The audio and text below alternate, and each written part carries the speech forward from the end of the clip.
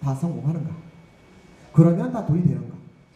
1990년도에 상당히 돈을 벌었던 회사고요. 훌라후프 집집마다 다 갖고 있죠. 예, 이것만 돌리면 살이 빠진다고 했습니다. 이 렌토라는 회사고요. 이 회사 지금 망했습니다. 왜?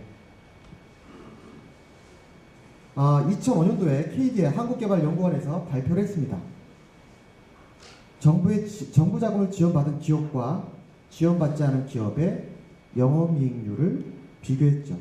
충격스럽게도 정부 자금을 지원받지 않은 기업들의 영업이익률이 더 높더라 라는 것이었습니다. 이게 사실은 이제 제가 책을 4권을 쓰게 된 본격적인 동기부여가 바로 이 데이터에서 출발했습니다. 그럼 뭐지? 테크노파크의 존재 이유는 뭘까? 정부 자금은 어떠한 이유로 이렇게 효과도 없는 기업들한테 지원을 해야 될까? 궁금했던 거죠. 최근에 이제 무인 자동차가 대세로 떠오르고 있습니다. 구글의 전기차, 현대도 들어갔죠. 사람이 운전하지 않고 운전대에서 손을 떼더라도 센서들에 의해서, 내비게이션에 의해서, GPS에 의해서 원하는 목적지까지 갑니다. 여기에서 가장 중요한 기술은 바로 센서죠. 예. 아마 여러분들 앞으로 사업하시는데 이제 센서를 많이 활용하셔야 되고, 센서를 개발하실 만한 능력이 있다면 돈을 벌 수 있는 가능성이 상당히 있습니다. 그런데 말이죠, 제가 드리고 싶은 건 뭐냐면 사람은 실패할 수밖에 없다는 거죠. 왜냐하면 센서가 불량이에요. 사람은 태어날 때부터 불량을 안고 태어난 겁니다. 한번 이 그림을 보실까요? 이 그림 움직이십니까? 이 그림은 정지되어 있는 그림이지만 여러분들 아마 움직이는 것으로 보일 겁니다. 여러분들이 너무나 익숙한 사진이죠. 로댕에 생각하는 사람. 그렇죠? 자, 이 사진, 이 동상 그대로 포즈를 취하실 수 있는 분 계십니까? 그런 분이 계시다면 상품 하나 더 드리겠습니다. 우리가 초등학교 때부터 봐왔던 그림이고 동상이요. 실제로 봤던 동상입니다. 학교에서도 전시되어 있는 경우가 되게 많았죠. 그런데도 불구하고 우리는 똑같이 흉내를 낼 수가 없습니다. 왜? 왜 그럴까? 다시 한번 보실까요?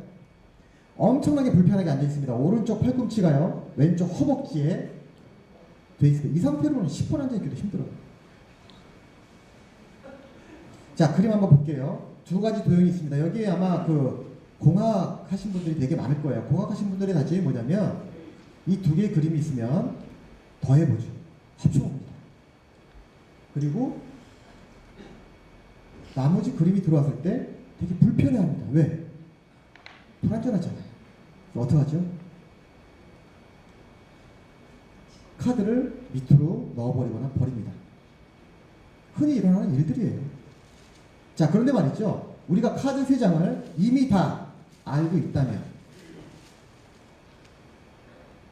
이렇게 만들 수가 있습니다. 이게 이제 몇 년 전에 마이클 샌델의 정의란 무엇인가 책에 나오는 결론하고도 똑같습니다. 우리는 너무나 중요한 일들에 대해서 너무 쉽고 빠르게 결정 내리려고 한다는 것이죠. 기본적인 인간의 심리이기도 합니다. 두 개의 탁자가 있습니다. 가와 나가 있는데요. 요번에 이사를 가셨습니다. 예를 들자 이거죠. 이사 갔는데 거실에다가 좌탁을 놓고 싶으신 거예요. 어떠한 좌탁을 사시겠습니까? 맨 앞에 계시는 사장님, 가를 사시겠습니까? 나를 사시겠습니까? 아파트가 한 40평 정도 된다고 한번 가정을 해보겠습니다. 거기서 과일도 먹고 책도 보고 텔레비전도 같이 보고 신문도 보고 어떠한 좌탁을 사시겠습니까? 왜 나를 사시려고 하시는 거죠?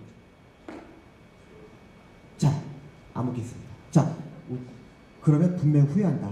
나는 가를 살 거야 라고 생각하시는 분, 손 한번 들어보시죠. 자, 하나, 둘, 셋. 꽤 많이 드셨어요? 아니야, 나를 사야지. 나 사실 분들 손 한번 들어보시죠. 거의 비슷합니다. 자, 우리 오늘도 이제 신문에 났는데요. 살인사건이 발생했죠. 우리 대한민국에서 발생하는, 아니면 전 세계에서 발생하는 살인사건의 거의 60%는 말이죠. 그냥 대화하다가 발생합니다. 보통 그래요. 자, 근데 이 그림을 다시 한번 제가 돌려볼게요. 똑같은 자탕입니다.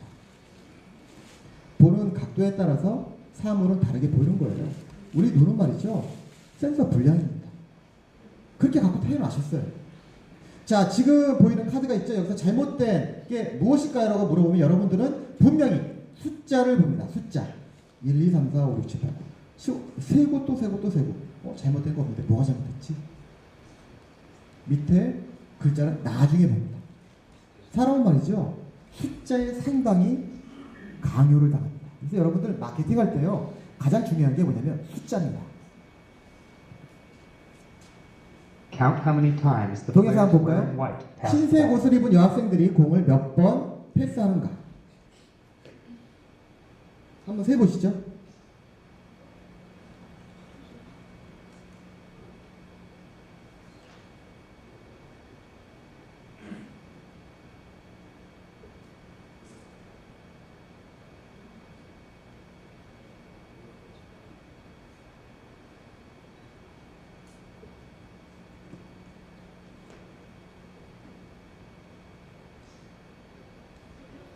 자, 몇 번 패스했죠? 자, 제가 여러분들께 요구한 겁니다. 자, 그런데 여러분들께서 혹시 고릴라 지나가는 거 보신 분 계세요? 손 들어보시죠. 예, 많이 보셨죠? 이 동영상이 좀 오래된 거예요. 고릴라가 지나가는데 못 본다는 얘기죠. 왜? 우리는 목적의식이 뚜렷하잖아요. 세야 되니까. 그러니까 아이템 개발하실 때 이런 경우가 되게 많은 거예요. 내가 이 아이템을 무조건 성공시켜야 돼. 이런 목적 때문에 다른 게 안 보이는 거예요. 보려고 해도 못 본다니까요. 이게 탁월한 겁니다. 자, 그런데 사람 눈을 갖다가 한번 구절을 보면은 더 놀라운 사실들이 있습니다. 왜 못 볼까? 이 눈을 보면은 이 망막이라는 곳에 결국은 상이 맺힙니다. 그렇죠? 상이 맺히면 곧바로 뇌가 그걸 보는 게 아니라 이 신경 통해서 이제 그 신호가 디지털로 전송이 되는 거죠. 데이터 케이블하고 똑같습니다. 그런데 말이죠. 이 데이터 케이블이 구멍을 냈습니다. 가운데. 정 가운데. 이게 바로 맹점이라는 겁니다. 여러분들 맹점이 있다는 얘기 들어보셨죠? 이 바로 맹점이 바로 이겁니다. 더더군다나 이 데이터 케이블이 망막 위를 지나갑니다. 여러분들은 사실은 어떤 상을 볼 때 그림자까지 보셔야 돼요. 시신경이 지나가는 그림자까지. 그렇게 안 보이시잖아요. 왜? 여러분들께서는 지금 오감을 가지고 모든 것들을 판단합니다. 촉각, 청각, 시각, 미각. 그렇죠? 누가 판단하죠? 뇌가 판단합니다. 뼈에 갇혀있는 뇌가. 근데 이 뇌가 말이죠. 판단을 하려고 해도 센서가 정확해야지 판단할 거 아닙니까? 그렇죠? 센서가 불량이니까요. 그러니까 뇌가 어떻게 하냐면 자꾸 상상을 하는 겁니다. 보삽 처리를 하죠. 여기에 이제 여성분들하고 남성분들이 남성 비율이 좀 많네요. 한번 퀴즈를 한번 내보겠습니다. 365일 골골하는 김태희랑 살래? 아니면 365일 감기약도 한 번 안 먹는 오남이랑 살래라고 여쭤보면 젊은 분들하고 남자분들, 젊은 분들하고 약간 나이 드신 분들은 대답이 확연하게 달라집니다. 한번 물어볼까요? 저기 그 세 번째 사모페이트에 오셨죠? 누구랑 사시겠습니까? 만약 다시 결혼하신다면 오남이지. 응? 나이 드셨잖아. 혹시 젊으신 분 안 계신가요? 제가 대학생들한테 물어보면은 거의 100%입니다. 없고 살겠다 김태희. 그러니까 남자분들이 여자분들은 아마 이해 못하실 거예요. 야, 저렇게 그 이성적이라고 자칭하고 잘난 척하는 남자들이 왜 저렇게 멍청한 짓을 할까, 그렇죠?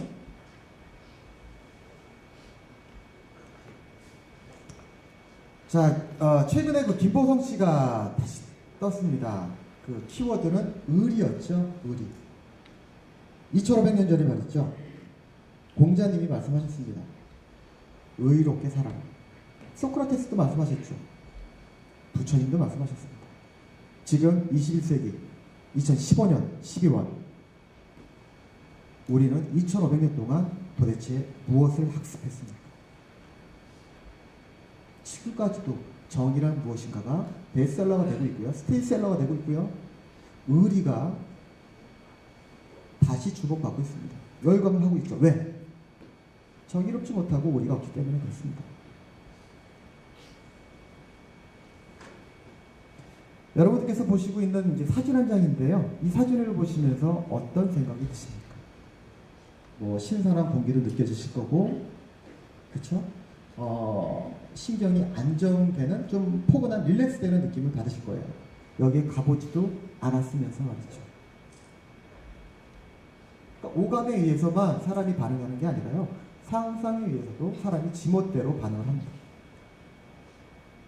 자, 그러려면 사람의 심리에 대해서 제가 짚고 넘어갈 게 있습니다. 사람의 심리는 기본적으로 세 가지가 작용을 하는데, 첫 번째가 뭐냐면 걔가 마치 지가 배트맨인 것처럼 착각하는 나르시시즘. 내가 진짜 잘났다 이거죠. 왜 그럴까? 이게 되게 궁금하지 않습니까? 왜 사람은 태어날 때부터 이 나르시시즘이라는 자존감을 갖고 태어날까? 생각을 해봤더니 떠오르는 게 있었습니다. 제가 이제 지금 47살이니까 47년 전에 제가 5억 마리랑 경쟁해서 1등을 했어요. 제가 이 세상에 나오기 위해서 그렇게 죽도록 달렸습니다. 이 세상에 태어났습니다. 5억 대 1의 경쟁률을 뚫고 말이죠. 그러니까 나는 엄청나게 험한 경쟁을 뚫고 이 세상에 태어났기 때문에 타고나는 겁니다. 자, 두 번째는 뭐냐면 서열 경기입니다. 60년 전이죠? 60년 전에 1950년도에 네덜란드 동물학자가 실험을 했어요. 닭 100마리를 한 우리에다 가둬놨습니다. 그랬더니 그때부터 싸우기 시작하는 거예요. 3일 동안. 3일 동안 싸우는데 그 닭 피가 절절절 흘러가지고 발목까지 차오를 때까지 3일 동안 싸웠습니다. 그리고 3일 뒤에 정확하게 조용해졌습니다. 서열이 정해진 거죠. 그래서 그때 연구 논문의 결과는 뭐였냐면 집단 생활하는, 군집 생활하는 동물들은 다 서열 경쟁을 한다라는 것이었습니다. 근데 이제 그 당시에 논문은 각각 맞지 못했어요. 어떻게 닭대가리하고 사람을 비교했죠? 그럼 지금 다시 제정을 받고 있는 게 뭐냐면, 자, 사람도 서열 경쟁을 한다. 여러분들 이제 직장 생활 하시니까 잘 아실 겁니다. 아마 회사를 운영하시는 사장님들은 간과하실 수 있어요. 그런데 사장님 밑에 있는 분들은 다 거의 99%다 서열 경쟁을 합니다. 치열하게 하죠. 그게 이제 긍정적으로만 작동되면은 동기부여가 되는데 부정적으로 작동되는 경우가 상당히 많습니다. 자, 세 번째는 뭐냐면 욕구입니다. 욕구라는 것이죠. 이 욕구는 뭐냐면 우리가 옛날에 이제 학교 다닐 때 배웠던 건데 매슬로의 5단계 욕구라는 게 있습니다. 첫 번째가 생존의 욕구. 먹기 위해서 사는 것인가, 살기 위해서 먹는 것인가.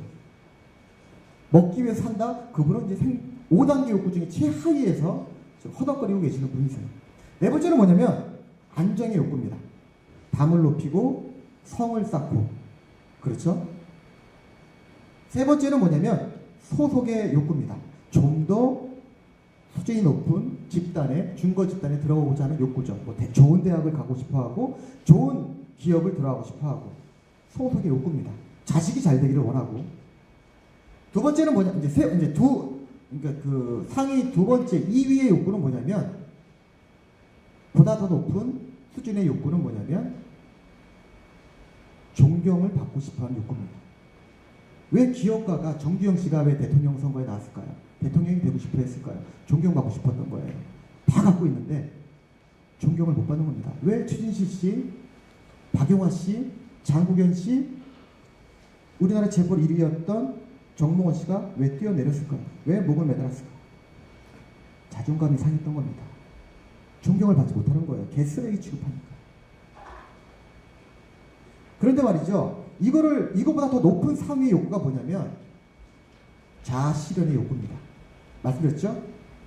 태어날 때부터 5억 대 1의 경쟁률을 뚫고 왔기 때문에 자존감이라는 게 있다니까요.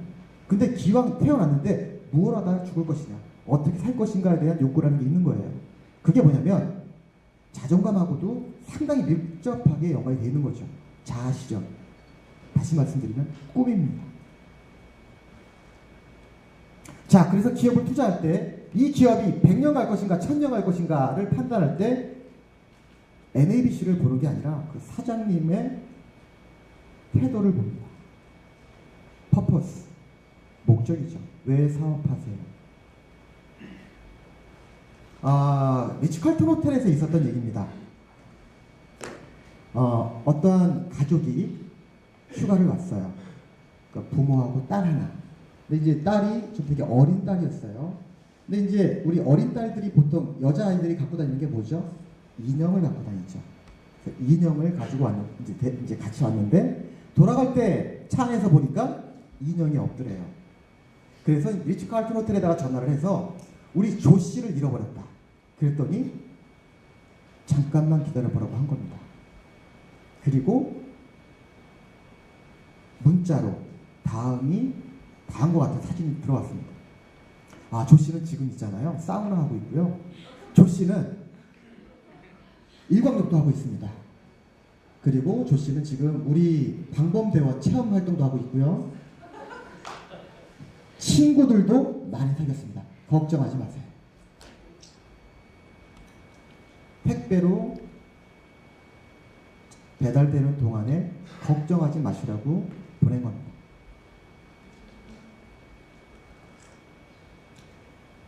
자, 이런 리치 칼튼 호텔이 망하겠습니까? 자, 구글이 왜 탄생했나요? 구글은 원래 그 검색 엔진 개발해가지고 팔아먹으려고 했잖아요. 근데 안 샀잖아요. 그렇죠? 그리고 마이크로소프트가 상당히 독점적인 마켓을 갖고 있었기 때문에 그거에 저항하기 위해서 창업을 했습니다. 사훈이 뭐였는지 혹시 아시는 분 계십니까? 사훈, 퍼포스, 구글의 사훈. 착하게 살자 했습니다. 착하게 살자. Don't be evil. 그게 사훈이었어요. 지금 리눅스 같은 거 다 무료로 쓰잖아요. 그리고 스마트폰, 안드로이드 우리 무료로 쓰잖아요. 그렇죠? 그 다음에 이제 탐스라는 회사입니다. 그 아르헨티나에 이제 놀러 갔다가 맨발로 다니는 아이들이 너무 많아서 얘들을 위해서 신발 회사입니다. 신발 만들 줄도 몰라요. 근데 아이들이 너무 불쌍해서 신발 회사를 창업했습니다.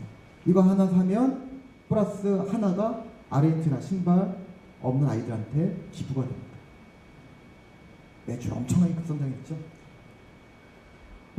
코스트코라는 회사도 있습니다. 코스트코, 우리나라에서 월마트 쫓겨났죠? 예, 까르푸 쫓겨났습니다. 그래서 그때 이제 기사에서 제가 봤던 기억이, 우리나라 대한민국 사람들은 너무 까다롭다. 실제로 그래요. 제가 이제 전에 기업 연구소에서 있을 때 바로 제 옆팀에서 그 생리대 아기 귀저귀를 개발한 팀이 있었는데요. 그 P&G하고 개발하는데 P&G가 그 테스트 배드를 한국으로 합니다. 한국 아줌마들 만족만 시키면 전 세계 못 팔 데가 없대요. 근데 코스트코가, 그러니까 월마트하고 까르푸는 다 망했는데 코스트코는 지금 확장하고 있죠. 실제로 하버드 경영대학에서 연구 거리입니다. 월마트가 아니라 코스트코가. 왜? 어떻게 저렇게 성장할 수 있을까? 이 치열한 경쟁 속에서. 이 코스트코는 말이죠. 자기가 15% 이익만 챙기면 나머지는 고객하고 협력사들한테 나눠줍니다. 그러니까 오늘 만약에 라면이 한 봉지에 1,000원이었다면 내일 가면 900원일 수도 있어요. 네. 그러면 이게 먼 나라 얘기만 그렇지가 않습니다. 한 300년 전인가, 400년 전인가요? 그 경주에 출시부자가 있었죠. 10대까지 만석직이었습니다. 10대면은 300년이죠. 300년 동안 계속 부를 누렸던 기업이 있었죠. 산업은 농업이었습니다.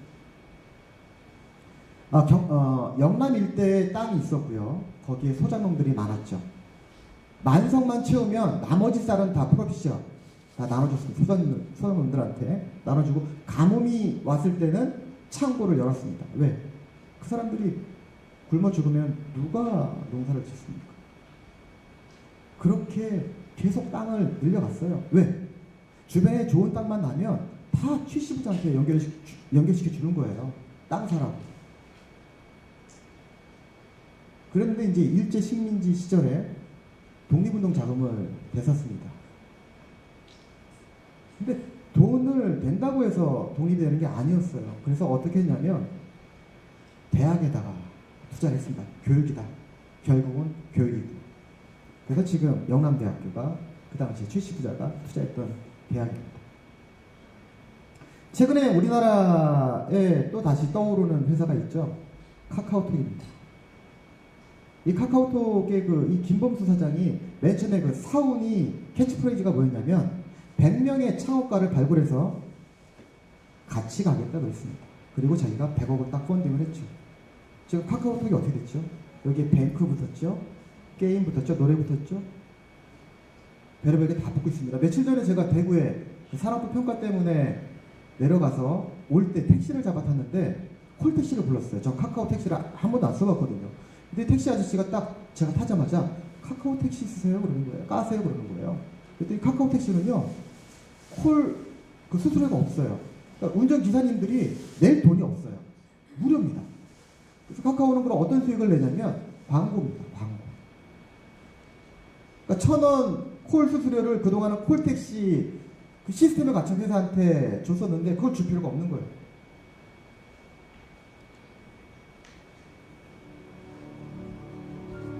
나이 40에 가수로 국악인으로 데뷔한 분이 계십니다. 장사희 씨죠.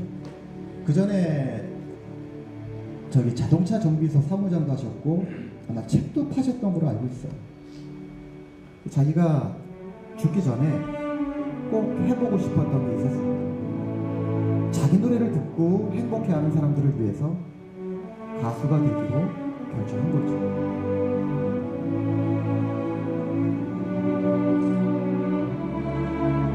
지난해였나요? 그 미생이 대단한 열풍을 불러일으켰습니다. 미생이라는 그 드라마를 제가 다 보고 나서 아직도 가슴에 새겨져 있는 그 문장이 있습니다. 잊지 말자. 나는 어머니의 자부심이다. 제가 힘들 때 항상 떠오르는 문장입니다. 여러분들도 어머니가 계시잖아요.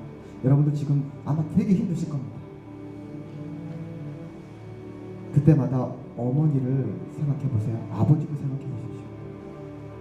적어도 어머니 아버지한테는 여러분들은 이 세상 최고였습니다. 최고여야 하고요. 앞으로도 영원히 그럴 겁니다.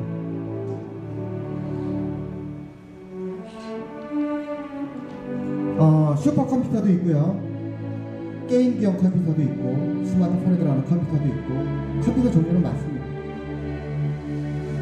슈퍼컴퓨터가 아무리 비싸고 성능이 좋아도 스마트폰에다 넣을 이유도 없고 필요도 없습니다.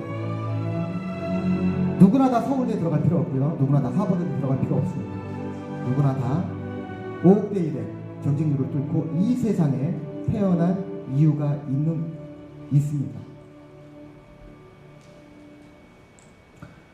왼쪽에 보이는 거는 그 우주를 찍은 사진이고요. 오른쪽에 보이는 것은 탄소 원자를 찍은 사진입니다. 여러분들은 올게닉, 유기물로 구성되어 있죠? 탄소로 구성되어 있습니다. 여러분들 속에, 몸속에 10의 28승계의 우주가 있습니다.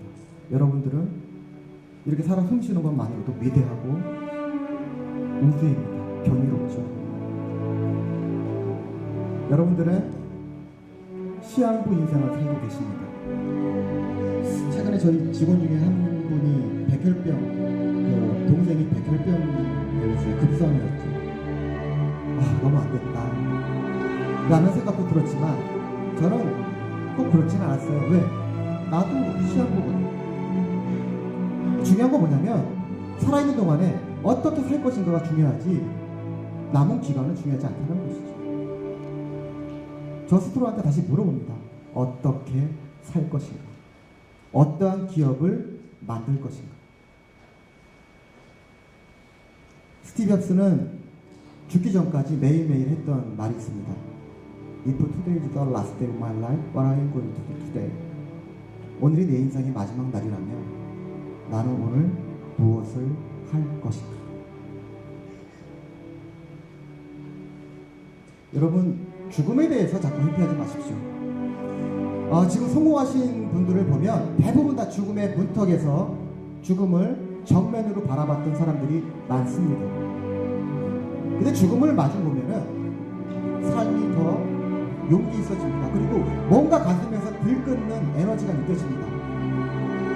여러분들은 충분히 그럴 만한 자격이 있습니다.